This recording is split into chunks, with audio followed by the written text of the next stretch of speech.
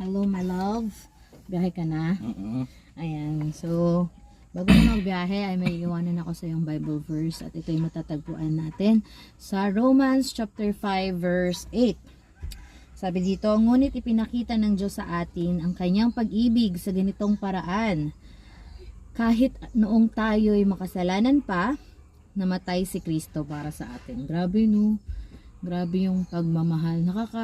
Pag ito yung Bible verse na nababasa ko na hindi ko maiwasan na alam mo yun, yung walang iyakan. Oo, kasi sobra yung mararamdaman mo na naman. we are sinners, pero Dili mo, inako niya yung mga kasalanan mo, siya yung nagpakahirap.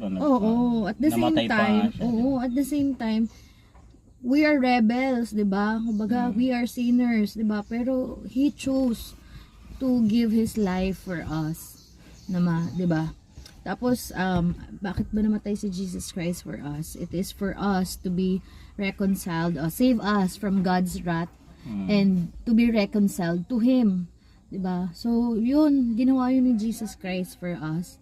Even though we are sinners, kahit na hindi tayo karapat-dapat, 'di ba? Para doon.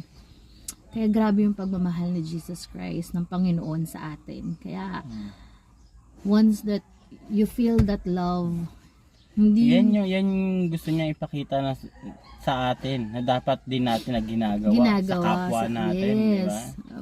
Yung pagmamahal na alam mo yon, walang hinihinging kapalit, di ba? Can you give love without even asking, di ba? Minsan kasi, di ba, magiging maganda ang pakikitungo ko sa'yo kung maganda yung pakikitungo mo sa akin. That's human, Yan, diba? Ang natin ngayon. Diba? Meron akong benefit na nakukuha sa'yo, so magbe-benefit ka rin sa akin. Pero hindi sa pagmamahal na pinakita ng Diyos sa atin, wala Wala naman siya makukuha sa atin Actually, kasalanan pa nga makasalanan diba? Pero, grabe lang. Sobra-sobra lang yung pagmamahal ng Diyos na nakaka-overwhelm. Pag yan ang naunawaan ng tao na atin, sigurado naunawaan mo na merong namatay para sa iyo, merong nagpakahirap para sa iyo na ikaw na makasalanan. Dapat pag ikaw yan yung naunawaan mo, sigurado you will go back to him. You will love him. You will praise him. Mo sa Panginoon. Sobra. Yan. Sobra talaga. Ay nako. Ang ganda ng Bible verse. Sige na. Walang iyakan. I love you.